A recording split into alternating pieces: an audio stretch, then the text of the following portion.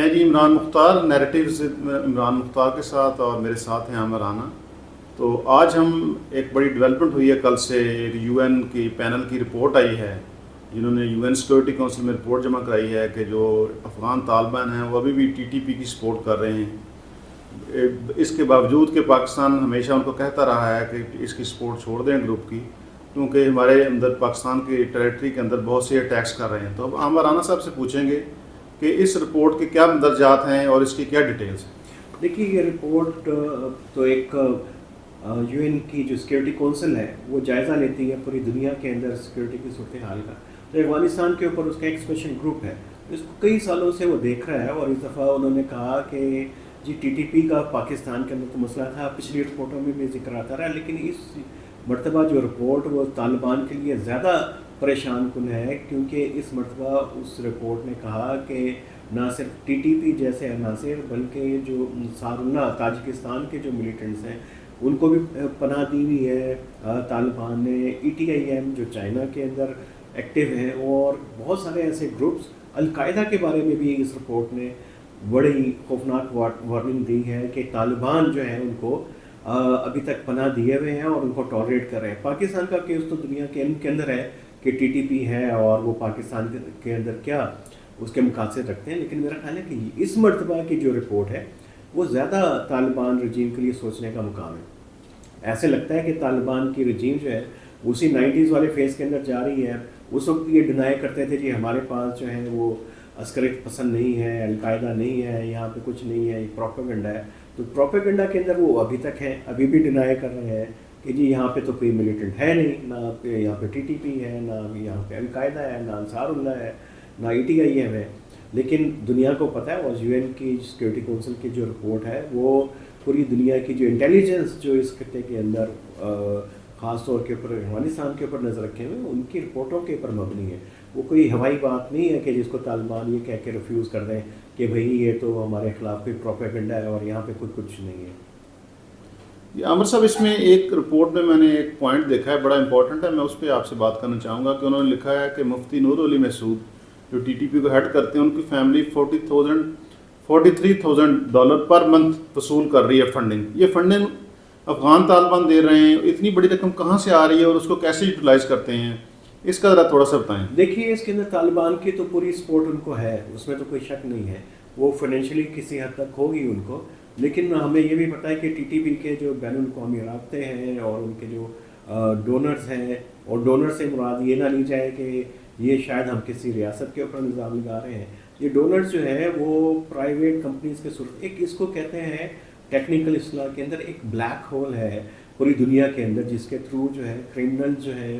Organise crime جو ہے کے گینگ جو ہیں وہ بھی اس کو یوز کرتے ہیں، چیلنج کو دہشت گرد بھی یوز کرتے ہیں۔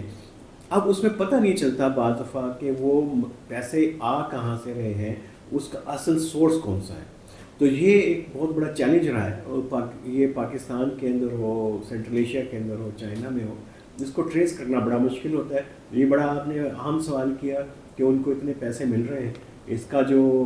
کلیم جو کیا گیا ہے یونائٹڈ اسٹیٹ کی رپورٹ کے اندر، اب اس کو ظاہر ہے کہ اس کو ثابت کرنا وہ بڑا امپورٹنٹ ہے، اور خاص طور کے اوپر جو فیٹف کے کانٹیکس کے اندر تو یہ بہت امپورٹنٹ ہے۔ اس کے اوپر تو ٹی ٹی پی کے اوپر اور ان کی لیڈرشپ کے اوپر اور پابندیاں لگ سکتی ہیں، اور اس کی وجہ سے افغانستان کو بھی اس کے نتائج بھگتنا پڑ سکتے ہیں۔ دوسرا رانا صاحب یہ بتائیں کہ اس میں رپورٹ میں ایک لکھا انہوں نے کہ نئے سینٹرز بھی بنائے ہیں اس دوران ٹی ٹی پی نے۔ تو ایک طرف تو جب یہ طالبان یہاں پہ آئے تھے تو پاکستان کی گورنمنٹ نے بڑا ایک ایسا امپریشن دیا تھا کہ شاید ہمیں کوئی وہاں سے کوئی ریزسٹنس نہیں ہوگی، کوئی مسئلہ نہیں ہوگا، اور دوسری طرف ان کے ساتھ ڈائلاگ بھی ماضی میں شروع کیا تھا افغان طالبان کے تھرو، لیکن یہ اس طرح انہوں نے سینٹرز بھی بنا لی، یعنی اپنے آپ کو وہ دوبارہ سے ایک نئے سرے سے اپنی طاقت بھی دوبارہ لینے کی، پکڑنے کی کوشش کرتے رہے مزید۔ اس پہ کو بتائیں تھوڑا سا۔ دیکھیں، اس میں یہ بڑا امپورٹنٹ پوائنٹ ہے، کیونکہ پچھلے دنوں واہ خان کے نام سے کمپین چلتی رہی، وہ فیبریکیٹڈ تھی، اس میں کوئی تھوڑا سا ٹھیک تھا یا نہیں تھا، اس کو اس سے ہٹ کے اب یہ دیکھیں کہ یہ جو علاقے ہیں واہ خان کے ارد گرد، یہاں پہ تو داعش رہی ہے ایک دور کے اندر، آئی ایس کے پی، اب وہ علاقے جو ہیں گریجولی ٹی ٹی پی کے کنٹرول کے اندر آ رہے ہیں۔ کنٹرول سے مراد یہ ہے کہ وہاں پہ ان کی انفلٹریشن بڑھ رہی ہے، اور وہ پاکستان کے بارڈر کے ساتھ ملے ہوئے ہیں، وہ چترال کے ساتھ ہے، وہ چائنا کے قریب ہے۔ تو یہ ایک چائنا کے لیے بھی کنسرن ہونا چاہیے اور پاکستان کے لیے بھی کہ وہاں پہ ٹی ٹی پی کرے گی کیا ایسی بڑی امپورٹنٹ اسٹریٹجک لوکیشن کے اوپر. تو اس کو دیکھنا پڑے گا کہ یہ جو نئے مراکز ٹی ٹی پی کے حوالے کر رہے ہیں طالبان, وہ پاکستان کو کس قسم کا چیلنج جو ہے وہ دینا چاہتے ہیں. یہ تو بہت کریٹیکل ہو جائے گا اور پاکستان کے لیے تو پھر کو ٹالریٹ کرنا میرا خیال ہے کہ بہت ہی مشکل ہوگا ریاست کے لیے, اگر بہت ہی اہم حساس اور اسٹریٹجک لوکیشن کے اوپر دہشت گردوں کو بٹھا دیا جائے. بالکل ٹھیک ہے. رانا صاحب یہ بتائیں کہ اس رپورٹ کے بعد کوئی آپ دیکھتے ہیں کہ پاکستان گورنمنٹ اور ملٹری کوئی نیا پیش شروع کرے گی, اور اسپیشلی جو کراس بارڈر ایئر اسٹرائکس ہیں ان کا آپشن یوز کر سکتی ہے یا کرنا چاہیے انہیں؟ دیکھیے وہ تو یہ جو رپورٹ ہے یہ تو آئے گی, دوبارہ بھی آتی رہیں گی, ریویو ہوتے رہیں گے. تو اس کا شاید آپریشنل اسٹریٹجی سے تعلق نہیں ہے, یہ پاکستان کی سفارتی محاذ کے اوپر کامیابی ہو سکتی ہے. افیکٹولی اس کو یوز کر سکتے ہیں کہ دیکھیں یو این کی سیکورٹی کونسل کی رپورٹ یہ کہہ رہی ہے اور طالبان ہماری بات نہیں سن رہے. تو وہ اس کانٹیکس کے اندر تو بڑا امپورٹنٹ ہے. لیکن پاکستان کے پاس ہر وقت یہ آپشن تو ہے کہ پریمپٹیو اسٹرائک کر سکیں, اور اس وقت تو گلوبل نارم جو ہے بن چکا ہوا ہے کہ بے شک اس کے انٹرنیشنل لا کچھ بھی ہو, لیکن پوری دنیا تسلیم کرتی ہے ہر ریاست کا جو حق ہے اپنے ڈیفنس کا. اگر ٹی ٹی پی وہاں بیٹھے گی اور خاص طور کے اوپر حساس جگہوں کے اوپر بیٹھے گی تو پاکستان کے پاس تو حق ہے, وہ تو سرجیکل اسٹرائکس کا ہو, افغانستان میں جا کے کرنے کا اسٹرائکس کا ہو, یہ سارے امریکہ بھی یہی کرتا رہا ہے, ڈرون کی پوری افریقہ کے اندر بھی یہی چل رہا ہے. اور اگر میں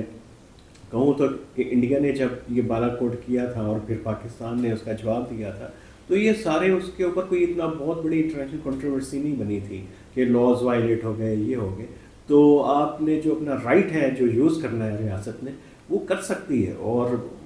اس میں کوئی ایسی چیز نہیں ہے, کرنی چاہیے. میرا خیال ہے کہ وہ یہ آپشنس تو ریاست کو اپنے پاس رکھنی چاہیے. جب اس کے لیے خطرہ بڑھے, دہشت گردی کا خطرہ بڑھے, جب دہشت گرد آرگنائز ہو رہے ہیں تو اس کو ہر آپشن کو استعمال کرنا چاہیے, اس کو زیر غور رکھنا چاہیے, اور جب جہاں مناسب لگے اس کے مطابق ایکٹ کرنا چاہیے. عامر صاحب آپ نے سفارتی سطح پہ کی کہ پاکستان کو اس سے فائدہ ہو سکتا ہے, یہ تھوڑا سا اس کو الیبوریٹ کریں کہ یہ کتنا پاکستان اس پہ لیوریج لے سکتا ہے اس رپورٹ کی بیسس پہ, اور طالبان پہ کتنا پریشر آ سکتا ہے اس پہ؟ دیکھیے طالبان کے اوپر تو پریشر تو ظاہر آئے گا, کیونکہ وہ اس کے مذاکرات وہ ڈیل چل رہی ہے, چائنا سے معاملات بزنس کے چل رہے ہیں, سینٹرل ایشیا سے چل رہے ہیں, وہ اسٹرگل کر رہے ہیں باقی دنیا کے ساتھ تعلقات بنانے کے لیے. تو اس کانٹیکس کے اندر یہ ان کی جو وہ کوششیں ہیں اپنی کو تسلیم کروانے کی اور ایک لیجیٹیمیٹ بزنس کرنے کی دنیا کے ساتھ, اپنے نیبرہڈ کے ساتھ, اس کو ظاہر ہے کہ وہ اس کو خاصا دھچکا لگے گا. اور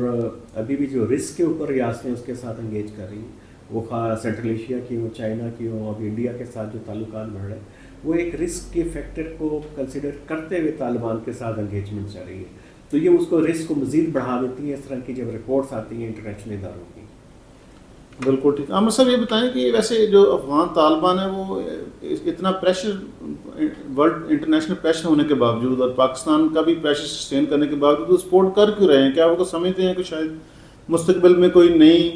وہاں پہ سول وار ہوئی تو ٹی ٹی پی ان کو سپورٹ کرے گی, یا اس کا پیچھے آئیڈیا ہے کیا ہے سپورٹ؟ دیکھیے پہلی بات تو یہ ہے کہ وہ ڈھول ہے جو ان کے گلے میں پڑا ہوا ہے اور انہوں نے بجانا ہے. دوسرا یہ کہ فی الحال تو طالبان کے ایسے کوئی بہت بڑے ایمبیشنز نہیں ہیں کہ اس نے کوئی دہشت گردی کی کیمپین کرنی ہو سینٹرل ایشیا میں اور آگے پیچھے. پاکستان کے طالبان کے ساتھ ان کے خاص ان کا لگاؤ ہے, بہت سارے ان کے لنکیجز ہیں, قبائلی ہیں, مذہبی ہیں سارے. اور پھر جس طریقے سے سپورٹ کی جس وقت افغان طالبان نیٹو فورسز کے خلاف جو آزما تھے تو اس وقت ٹی ٹی پی کی اور ان کے کمانڈرز کی, تو وہ ان کے لیے بڑا ایک مسئلہ ہے ٹرائبل کوڈ کے اندر کہ آپ کیسے اپنے محسن کے ساتھ جو ہے احسان شکنی کر سکتے ہیں. پھر طالبان کا یہ بھی ہے کہ پاکستان کے ساتھ ڈرینر لائن کے ایشو سے وہ ایکسٹریکٹ کرتے ہیں اپنی لوکل سپورٹ اور اینٹی پاکستان سینٹیمنٹ سے وہ اپنی سپورٹ کرتے ہیں, کیونکہ آپ کو پتہ ہے کہ طالبان پہ لیجیٹیمیٹ ایکٹر تو ہے نہیں, ابھی ان کی بری حکومت چل رہی ہے, کوئی الیکٹ ہو کے تو آئے نہیں ہے.